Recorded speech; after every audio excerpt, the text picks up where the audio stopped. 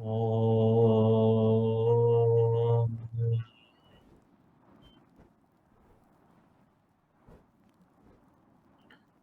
ॐ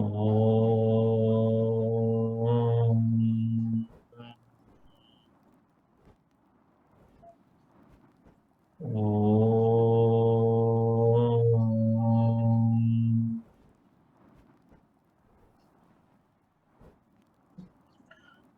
शुक्लाम्बरधरं विष्णुं शशिवर्णं चतुर्भुजं प्रसन्नवदनं ध्यायेत् सर्वविघ्नोपशान्तये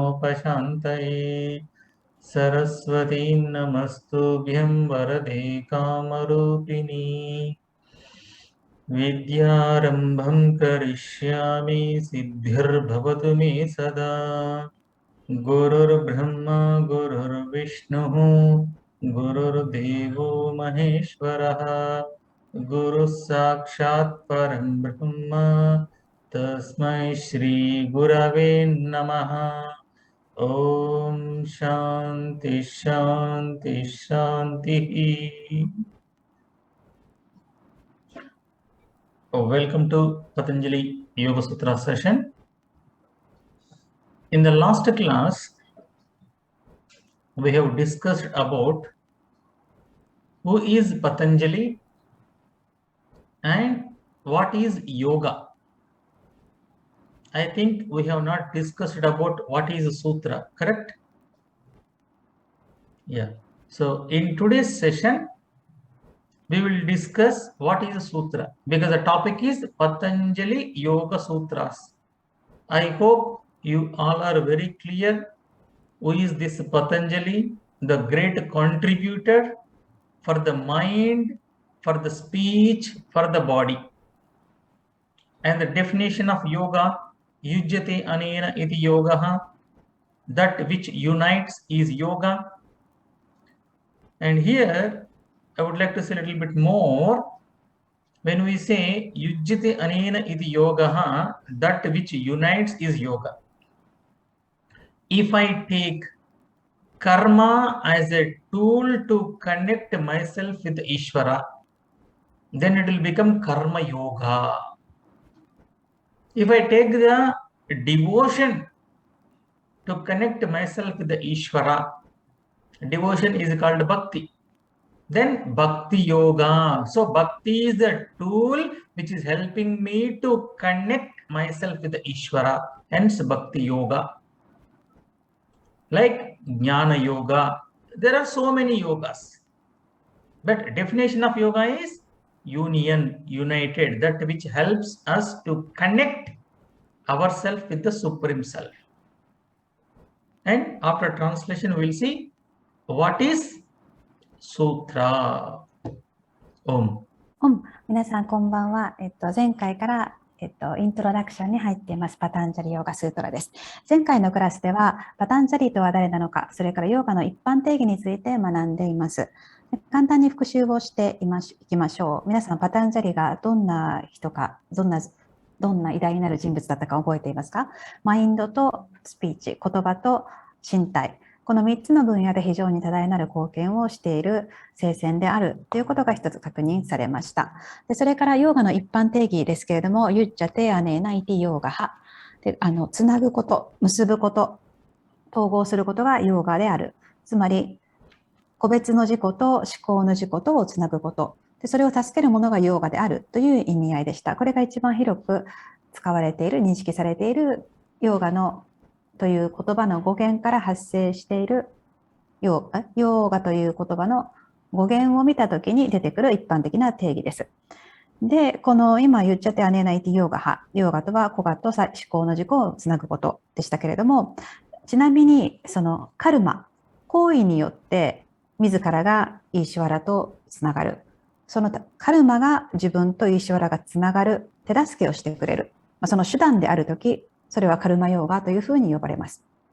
同様に、バクティ、キエの心が、献身の心が、個々と思考の自己とをつなぐ、その助けをしてくれるとき、その手段であるとき、それはバクティヨーガというふうに呼ばれたりもします。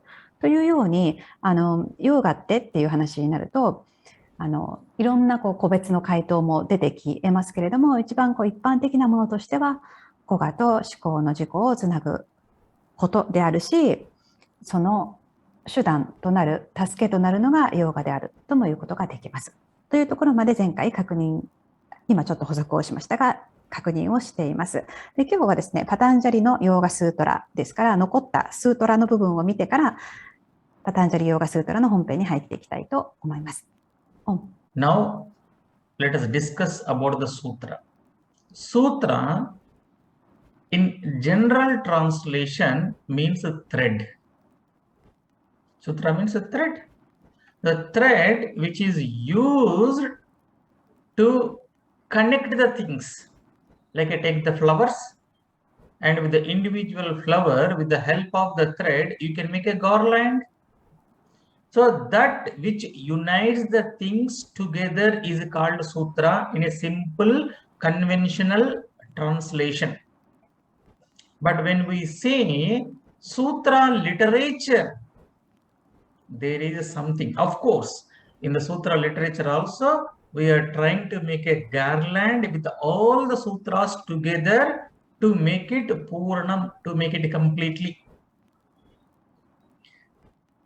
According to the literature, sutra is having the 6 characteristics.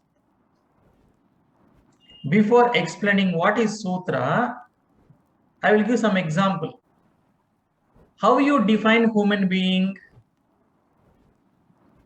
So when I ask you a question, how you define a human being and how you define a bird? So you will be thinking some characteristics. So let me explain after the translation so that you can also think. Om.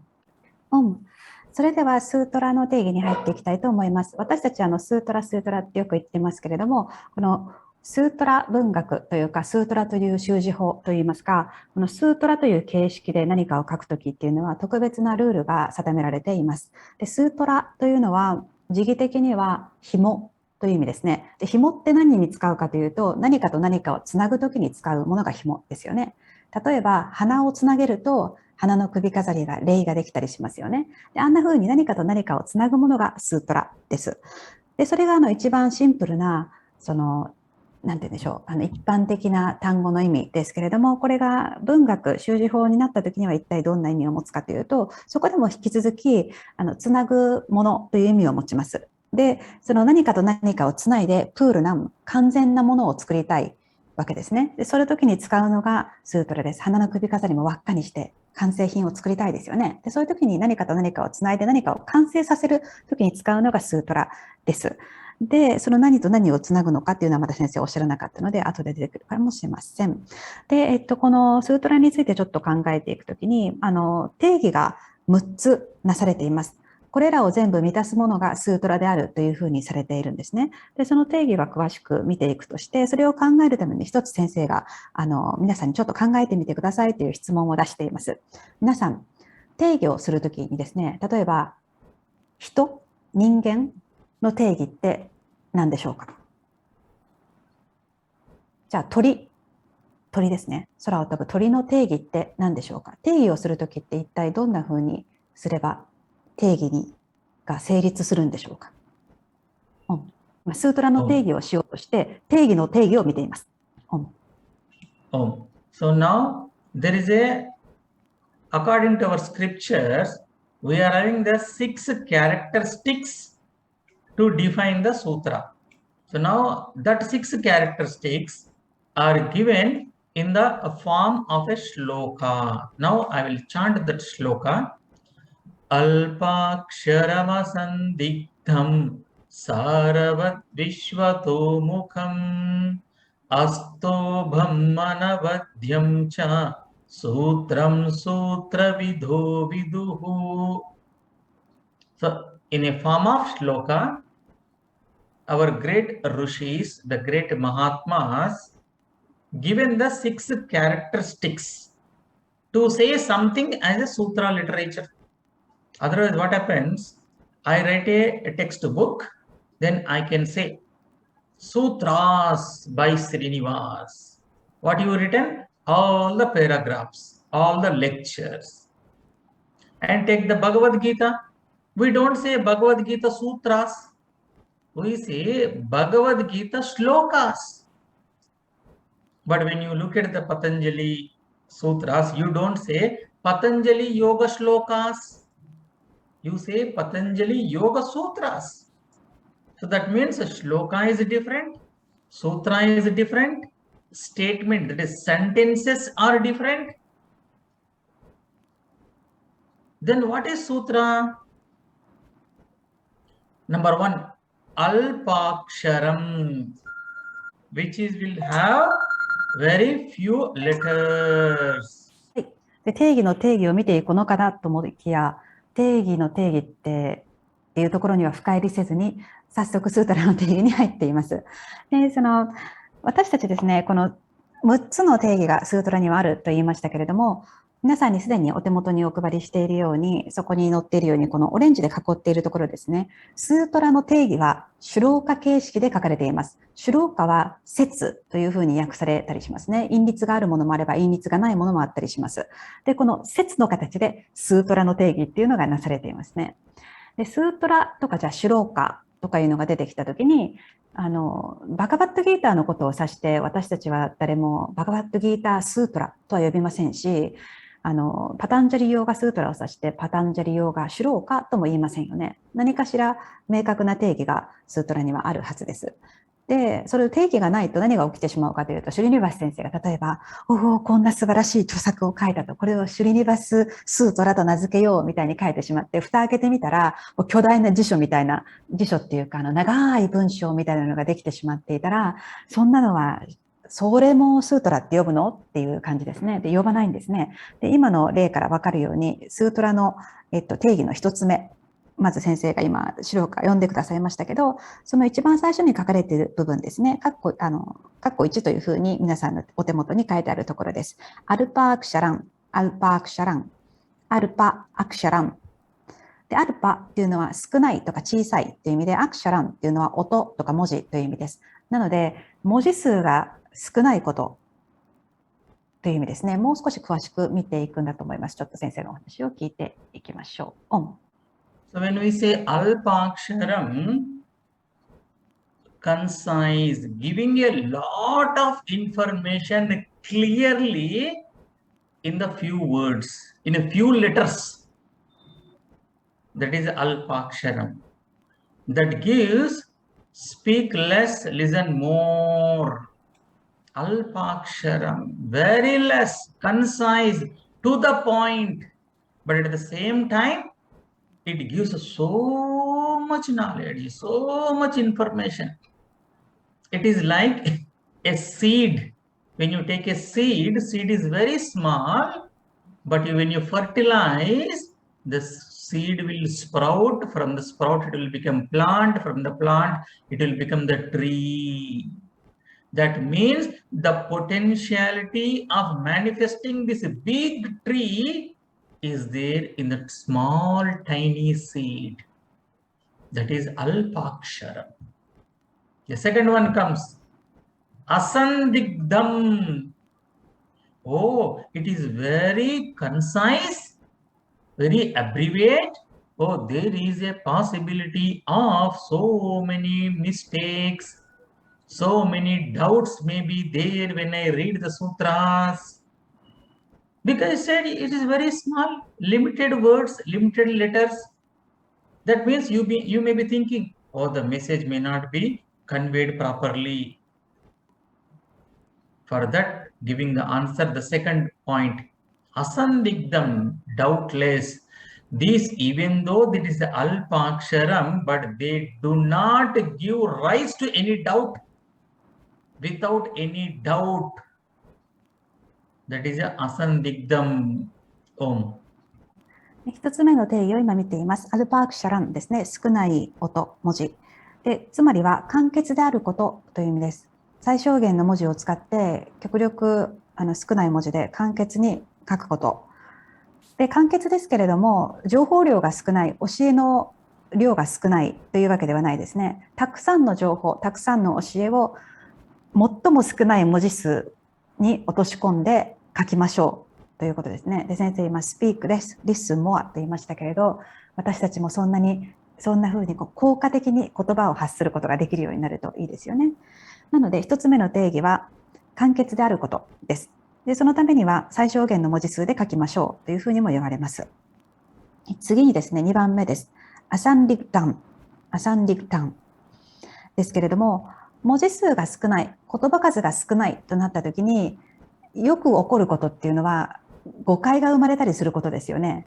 言わなきゃいけないことを言い切ってないとか、誤解される余地が生まれてしまう言葉回しになっちゃったとか、疑いの余地が出てしまうとか、明瞭ではないみたいな、どっちのことを言ってるのかよくわかんないみたいな、そんな風にならないということです。疑いの余地がないとか、不明瞭さがないことという風に、このアサンリクタンという風には訳されます。なので、簡潔でたくさん情報を含んで、しかし簡潔であって、そしてそこに疑いの余地がない、不明瞭さがないというところまで今来ています。Third point, Saravat. Saravat means it is a very clear and clean and very meaningful. That means it will not contain any unnecessary things. Any unnecessary things means without meaningless, without purposeless, nothing is going to be used. There is no nonsense. That means every letter, every word makes some sense. That is a Saravat, very clear. The only thing you should know how to open up. It is very clear. Number 4, Vishwato Mukham. Vishwato Mukham means properly applicable, presenting the essence of many thoughts. So from whichever point of view you look at that particular sutra, it will make some sense. That is Vishwato Mukham Om.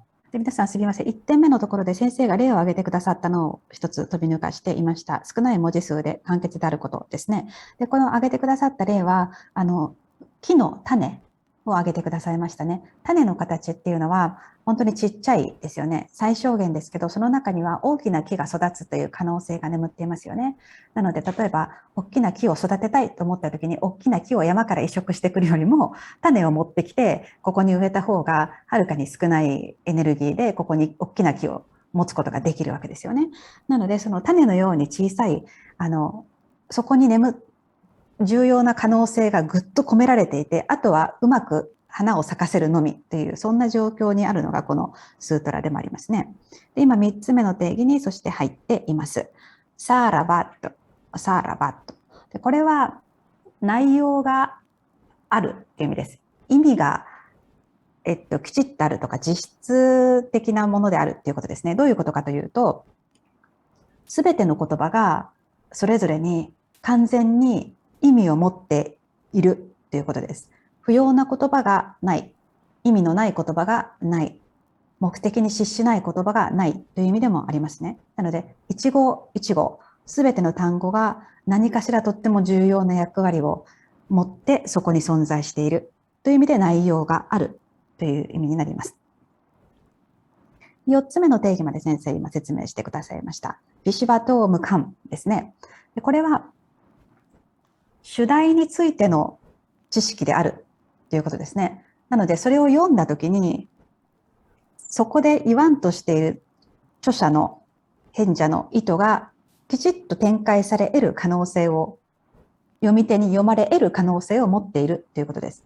うまく読んでもらえるかはわかりませんけれど、きちっと主題からそれていない内容であって、正しい知識がそこにあって、で、きちっと読む人が読めば、正しい手法で読めば、知識が展開する可能性がそこにちゃんとあるということですね。では5番目に入っていきましょう。And the fifth point, Astobam. Astobam means there should not be any letter which is not supporting the sutra. That means, I will give some examples so that you can understand this Astobam better. If you look at some shlokas, every shloka will have a specific meter, a specific tune. In that tune, a specific number of characters should be there. That means specific number of letters should be there. Like Bhagavad Gita, shlokas, there is a 32 letters, which is called Anushtup Chanda meter. That is the tune. So every shloka, there should be only 32 letters.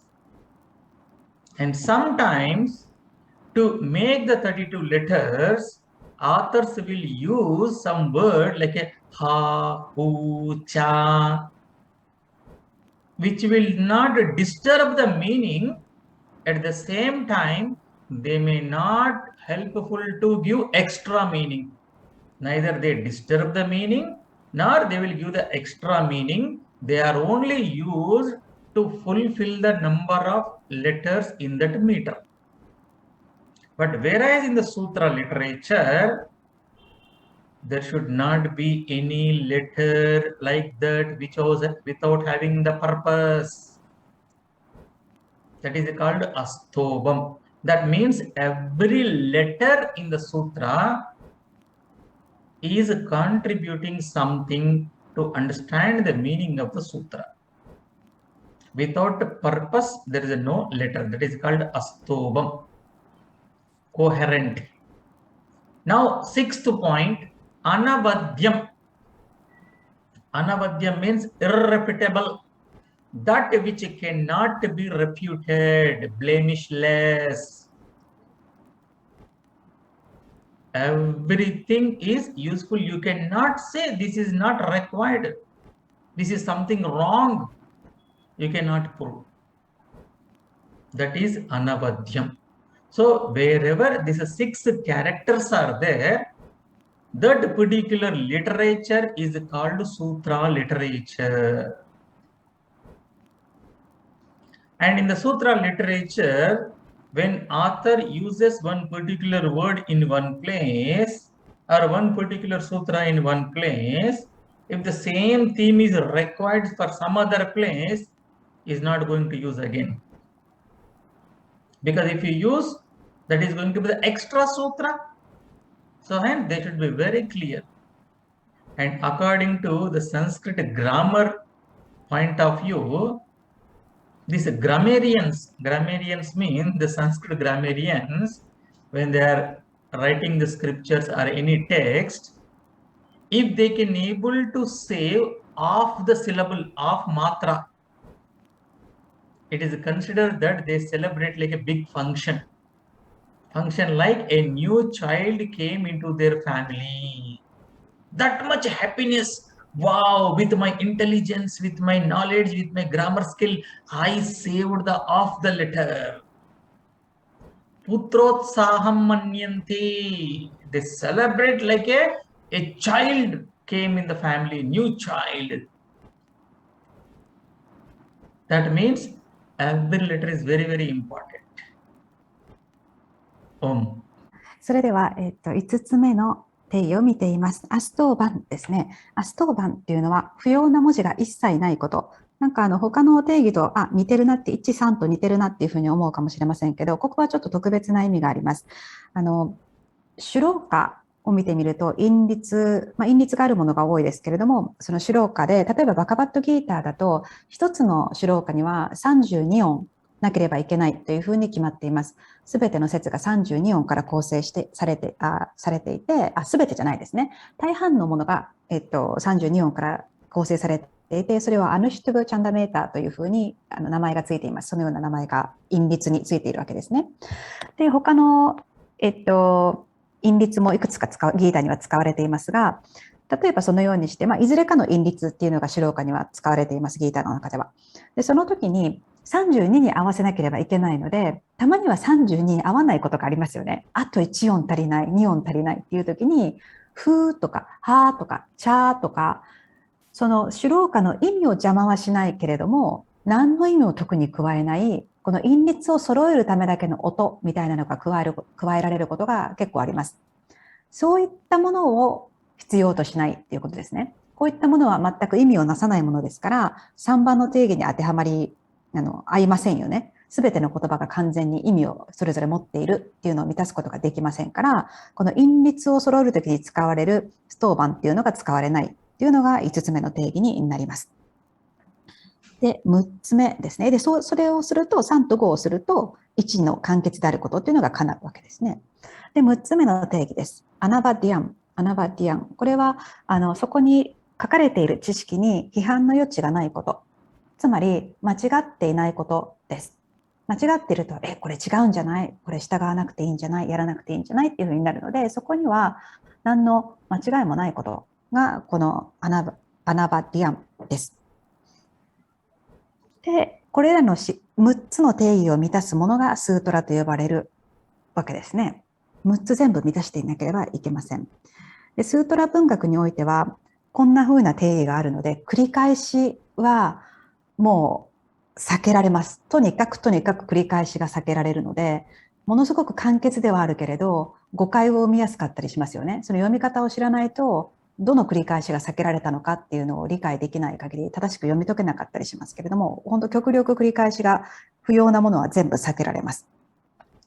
丁寧な印象を受けないわけですね。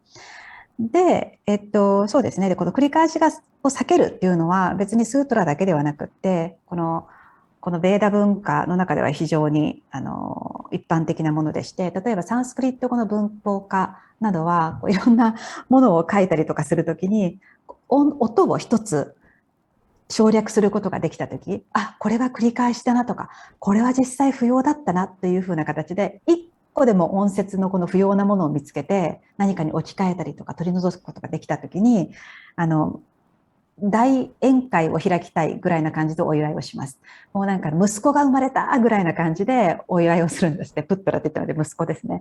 なので、そのくらいこの音っていうのが大切だっていうことですね。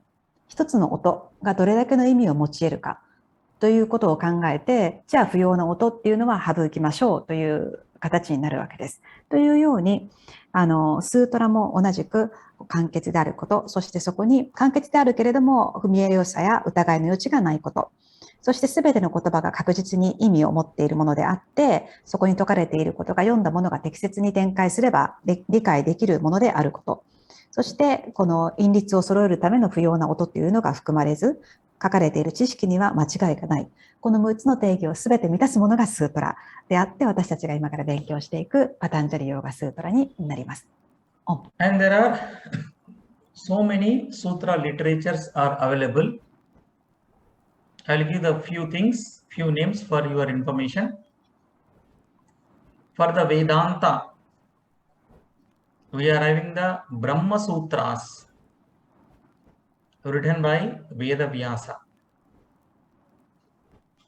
For Dharma, on Karma Kanda, there are Dharma Sutras written by Jaimini Rishi. On the Bhakti, on the devotion, there are Bhakti Sutras written by Narada. So popularly known as Narada Bhakti Sutras. Like that, there are Nyaya Sutras, so many other sutras are there in the literature. Even on the sense pleasures, there is some sutra literatures. That is called Kama Sutras. So like that, in Indian literature, there are so many rishis, great Mahatmas, given so many sutra literatures. Sutra literature is very popular. So remember, whenever we say sutra, there so much is there to unfold, to understand.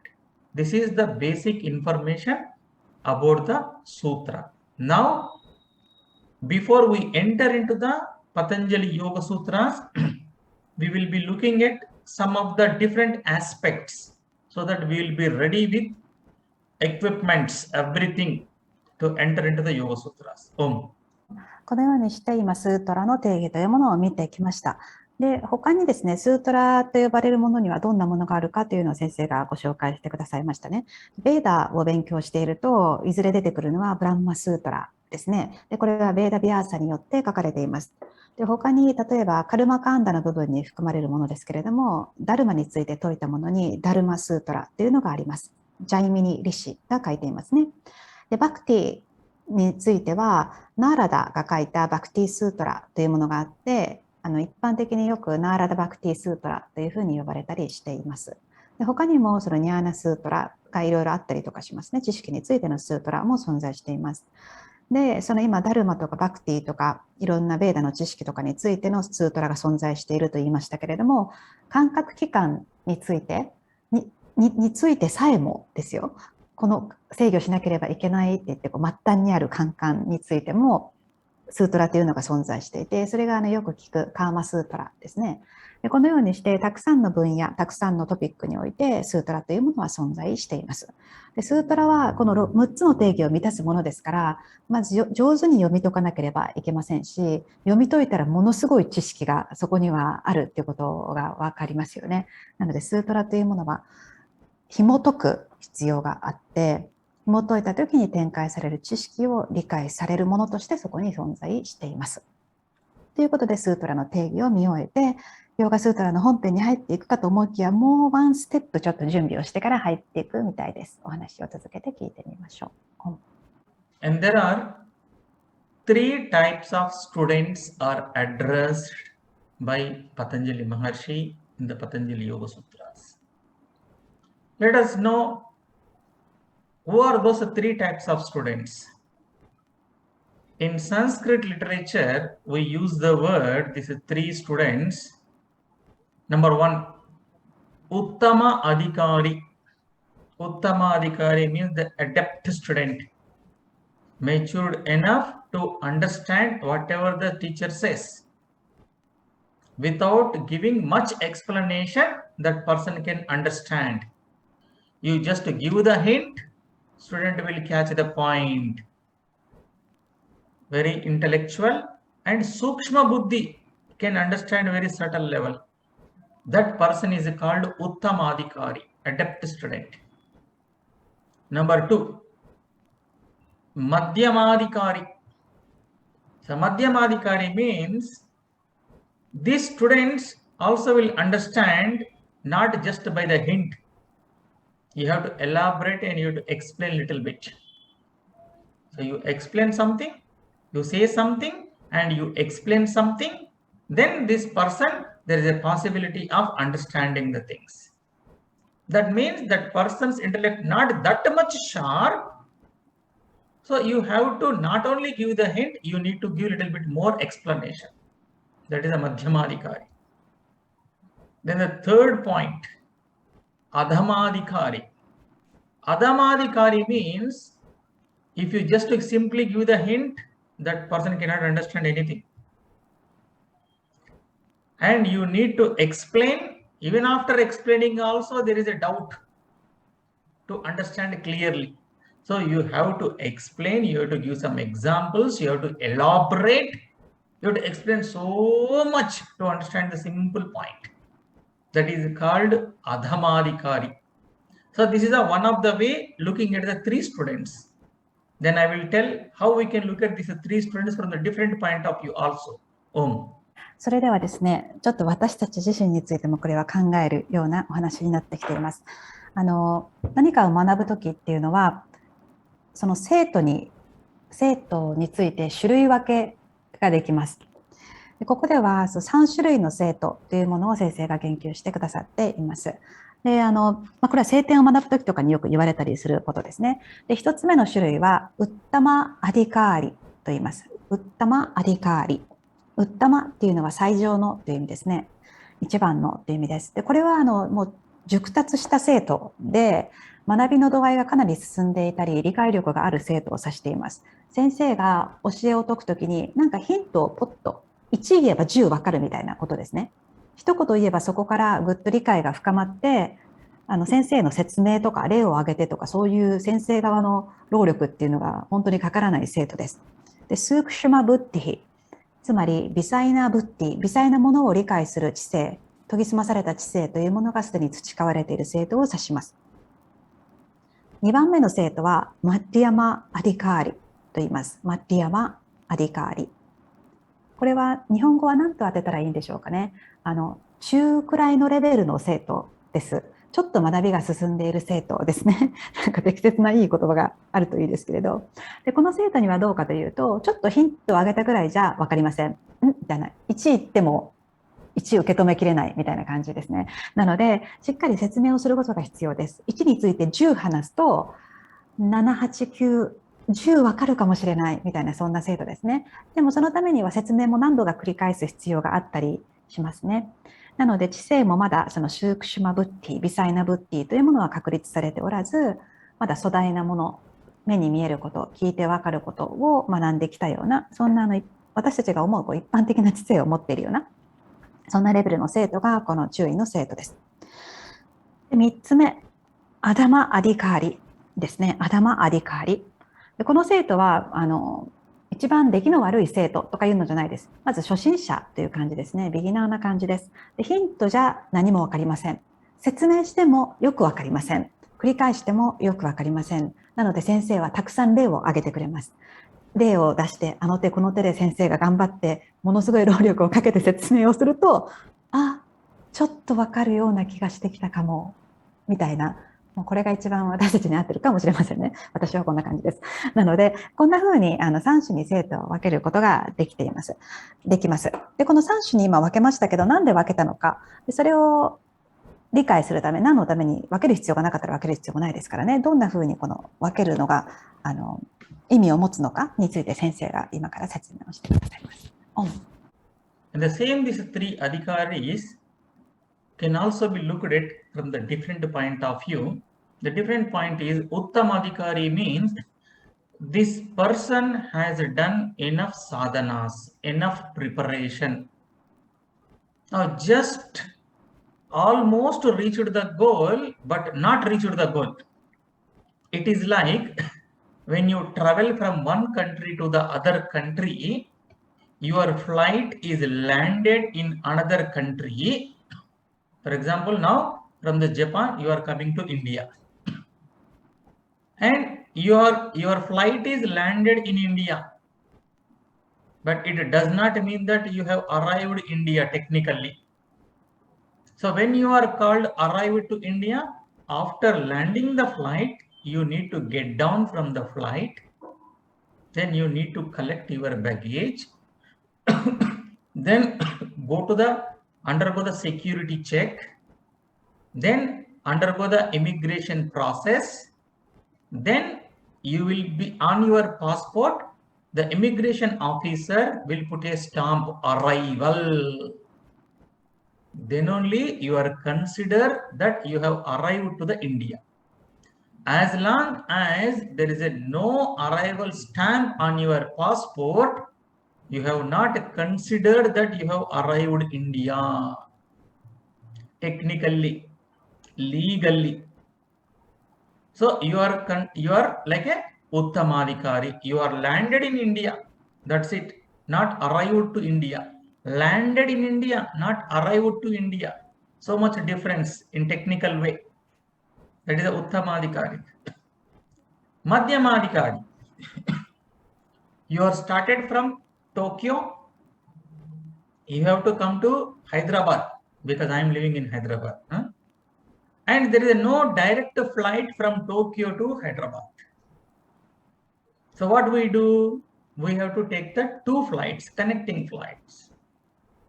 So from Tokyo, we go to Singapore. Just for example, because first time when I came to Tokyo, I came like that only, Hyderabad to Singapore, Singapore to Tokyo. So I am giving the same example. So first you start from the Tokyo, you come to the Singapore, and you are waiting for your connecting flight. Neither you are in Tokyo, nor you are in Hyderabad, that is India, nor you are arrived to the Singapore, because there is no arrival stamp on your Singapore, on your passport. So you are in between.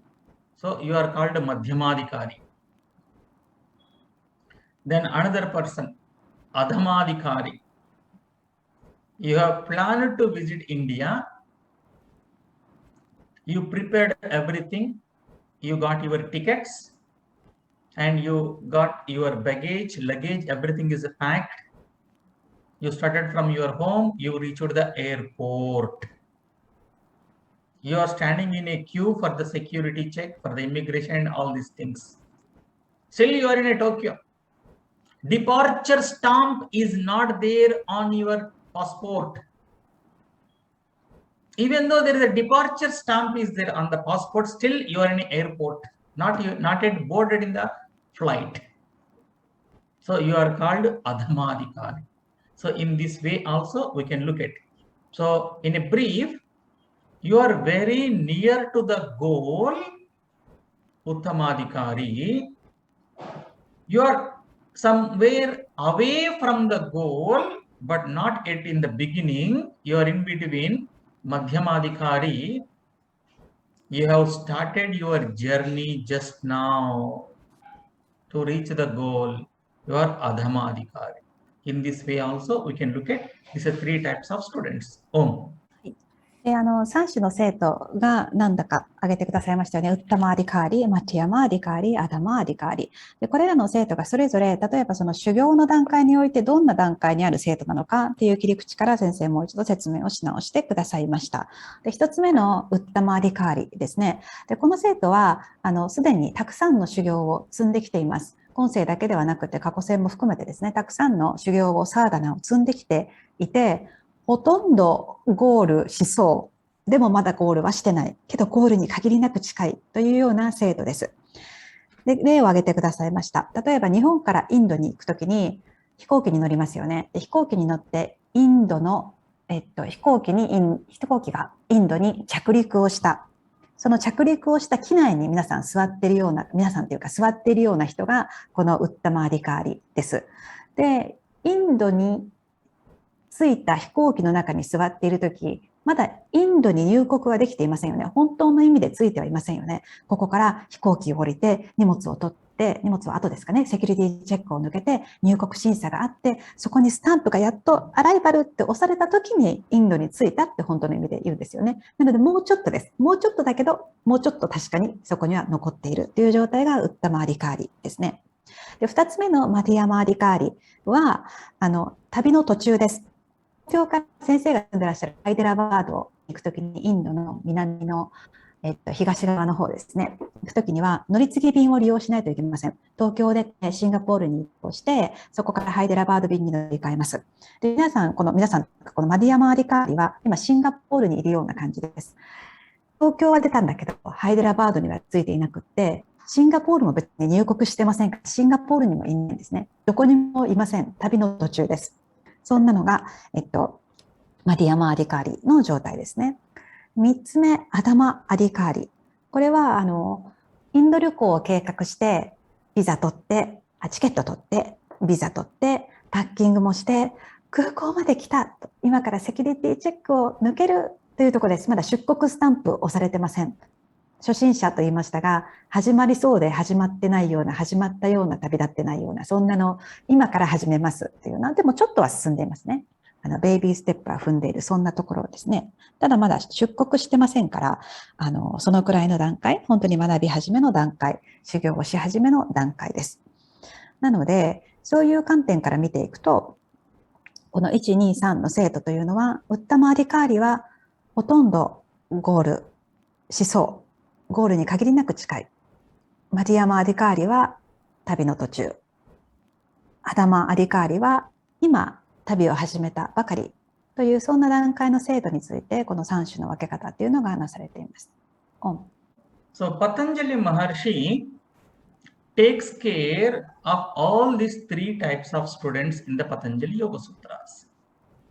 So in the first chapter, in the beginning, he is focusing on the Uttamadikari. Hence the chapter name is Samadhipada. Samadhi is the final goal.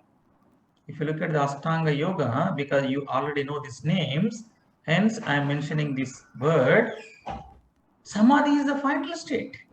But first chapter name itself is a Samadhipada because he is highlighting the Uttamadikari. In the second chapter, in the beginning, Patanjali Maharshi is addressing to the Madhyamadikari. And in the second chapter, at the end, not exactly end, but a little bit few sutras, Patanjali Maharshi is addressing the Adhamadikari. So second chapter is called Sadhana Pada. First chapter name is Samadhi, second chapter is called Sadhana. You may be wondered, oh my God, so we all are just beginning the study of the Yoga Sutras. So that means first chapter we are not going to understand anything because we feel, we think we are not the Uttamadikari. We are just Madhyamadikari, Adhamadikaris. We are not the Uttamadikari. So that means we are not going to understand anything from the first chapter. Correct? No. So how we have to take, even though Patanjali Maharshi addressing to the Uttamadikari, that gives a picture for the Adhamadikari and Madhyamadikari what to be reached to the goal.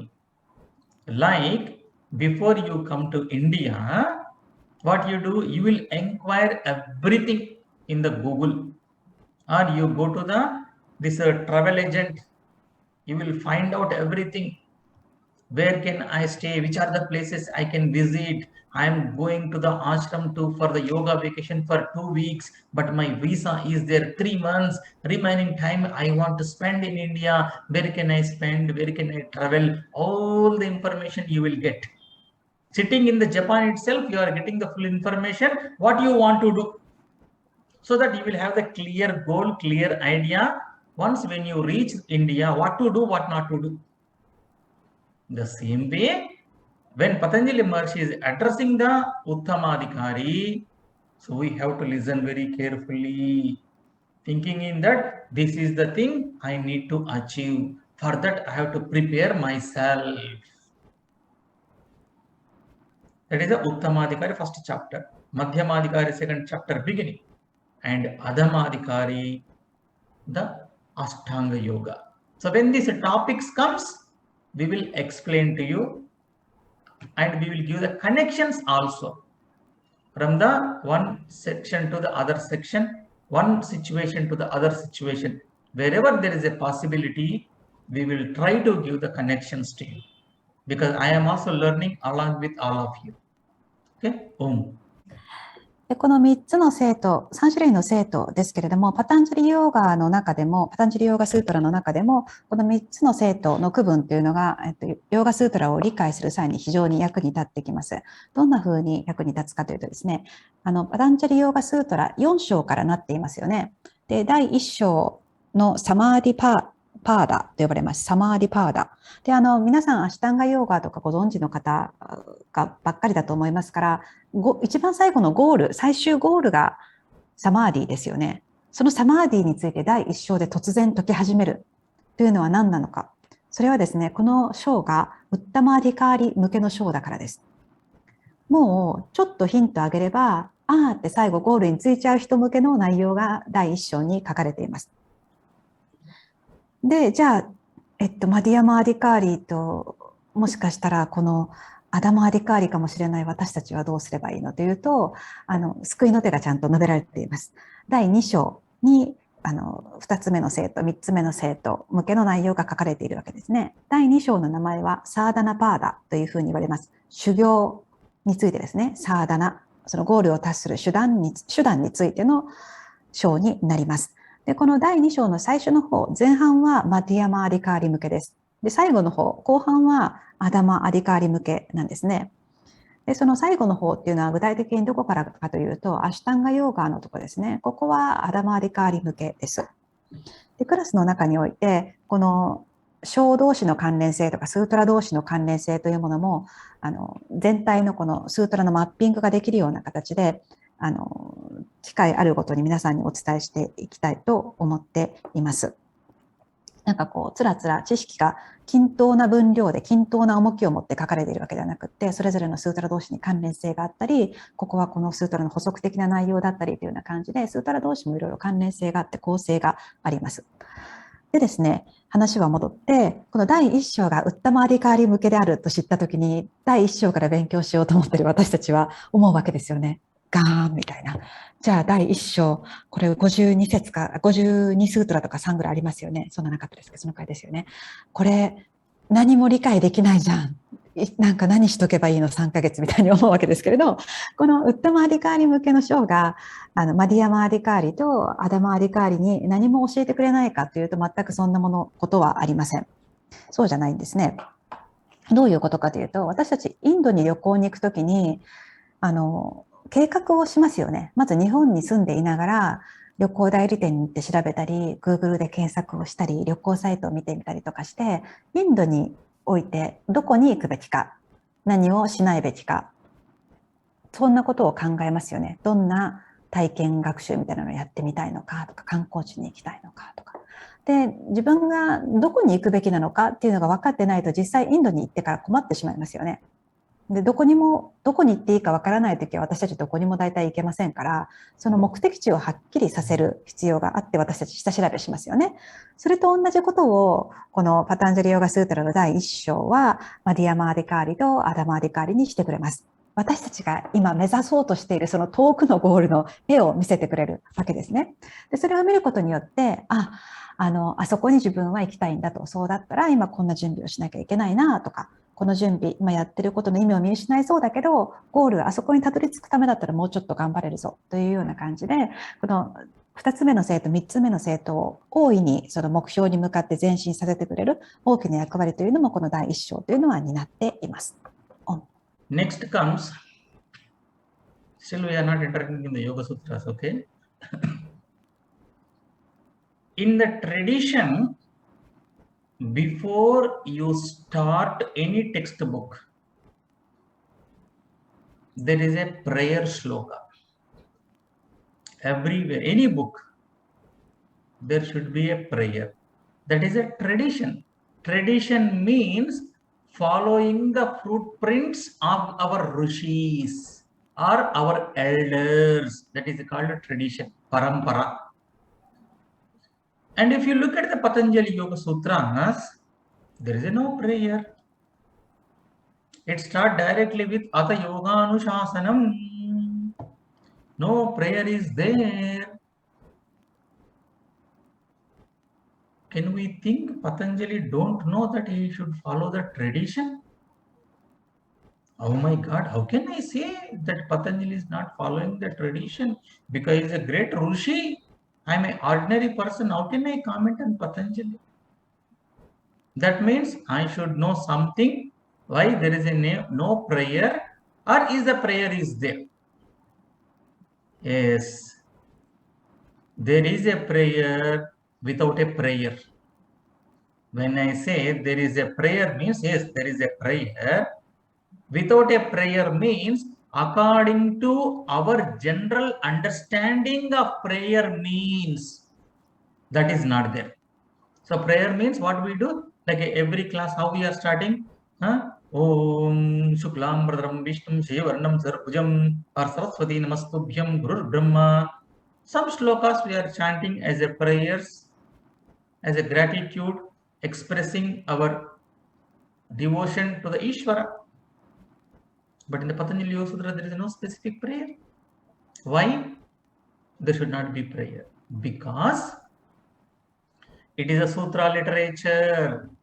In the sutra literature, what are the characteristics? Alpaksharam, asandigdham. It should be alpaksharam. So if I write a prayer, then it is going to be another 4 or 5 lines. So where is the alpaksharam? Hence, there is no prayer. There is no prayer means according to our understanding, what is the prayer? That is not there. But prayer is there. How? Ata Yoganu Shasanam. The word Ata itself is a prayer. Om and Ata, these two are like a siblings. And these two words are auspicious words. Hence, when you say the Ata, that means you have uttered the auspicious word. That is a prayer itself. Hence, there is no specific prayer. So, one of the meaning of Ata is auspiciousness. So, hence, Patanjali Maharshi starts Ata Yoganushasana. This Ata is equivalent to the Om. If you look at the Brahma Sutras, It starts with Athato Brahma Jignasa. If you look at the Dharma Sutras, Athato Dharma Jignasa, Atha word itself is a prayer. Hence, Patanjali Yoga Sutras started with the prayer by Patanjali Maharshi using the word Atha because Alpaksharam, Sutra character. Om. 入りそうで入っていかないヨーガスートラの本編ですけど、今、キワキワまで来ています。でもう一つですね、とても大事なこと、この聖典一般に関する大事なことと、このヨーガスートラがリンクしているそんなポイントがあるので説明をしていきたいと思います。この伝統的な聖典といいますか、聖典は一般的に必ずその冒頭にお祈りの文がないといけないというふうに言われます。どんな聖典もそれが伝統にのっとって書かれている。つまり、李氏の足跡、その典型を受けた李氏の足跡をたどって書かれたものであるとき、李氏の足跡をたどるものであるからこそ、まさにその最初にお祈りの言葉っていうのは必ずそこにあるはずなんですね。で、その李氏の足跡といったときに、これは成人だけではなくって、その年齢が上の人とか知識が豊富にある人っていうのを指したりもしますけれども、とにかくその聖典というものは冒頭に必ずお祈りの文が必要です。私たちクラスの初めにもシュックランバラダランビシュヌンとか言って3つシュローカ唱えていますよね。で、あんな風に大体お祈りのシュローカというものが存在していて、シュローカ、お祈りのシュローカっていうのはそのイーシュワラへの帰依というものを表すものでありますよね。でも、皆さんパタンジャリヨーガスータラを見てみると、なんかお祈りの文って書いてありますか？最初の一章の第一スートラですけど、突然アタヨーガーヌシャーサナンっていうふうに始まっていますよね。お祈りの文ないじゃない。お祈りの文がないってことは、さっきのルールに当てはめてみると、ないってことはこれは伝統的なテキストではないの？聖典ではないの？という疑いが出てきますよね。でも、パタンジャリ・マハリ氏は偉大なる聖戦ですから、この一般人で何も学んでいない無知な私が、パタンジャリ・マハリ氏、伝統に沿って書いてないじゃないのみたいな、そんな疑いを持つのはちょっとありえないなというふうにある程度の知性があったら考えられるはずですよね。そうなると、私たちが見逃している何かがあるはずです。どういうことかというと、お祈りの文は長いシュローカとか説はありませんけれども、ここにはお祈りが書かれているというわけなんですね。ただ、あまり知識がない私たちはそのことになかなか気づけません。では、そうですね。で、そのお祈りの言葉が何なのかというと、この第一章、第一スートラのアタという言葉ですね。これがお祈りの言葉です。でオームってよく私たち唱えますけれども、このオームとアタは兄弟であるというようなことが言われたりします。でオームもアタもいずれも吉兆そのものを表していて、吉兆を表す言葉であるというふうに言われたりもしますね。なので、アタイコールオームと思ってくださって全く問題ないです。でこれはオームであるとそれが分かると、これがお祈りなんだなというふうに理解できますよね。最短の文字数で、じゃあなんでオウムじゃないんだろうと思ったりもしますけれども、オウムは、シンボルですからね。で、このアタというのが言葉になります。なので、この一見、そのお祈りのシュローカっていうものはここに入ってきていませんけれど、それはなぜかというと、スートラの定義を思い出してもらったらわかります。一つ目、アルパークシャラン。最小限の文字数で簡潔に書くことが決まりなので、なかったらしいお祈りのシュローカっていうのは書いてはいけないわけですね。しかし明瞭にここにお祈りがあるということを示さなければいけないので、アタという言葉を入れているということになります。で、このアタという言葉ですけれども、他のスートラでもいろいろ冒頭に使われています。今先生が挙げてくださったのは、ブランマスートラとかも一番最初のスートラは、アタとブランマジクニャサという言葉から始まっているというふうにおっしゃいましたし、ダルマスートラも同じでアタとという言葉から始まっています。というように、このアタという言葉は、一般名詞としての意味もまた別にあって、それは先生がクラスの中でご紹介されると思いますが、それとは別にこのオウムと等しいお祈りの意味を持つという言葉として皆さん一つしっかり認識をしておいてください。スートラによくとして出てきます。オン。ॐ योगेन चित्तस्य पदेन वाचां मलं शरीरस्य च वैद्यकेन योपाकरोत्तं प्रवरं मुनीनां पतञ्जलिं प्राञ्जलिराणतोऽस्मि। ॐ शान्ति शान्ति शान्तिः। हरि ओम तत्सत्।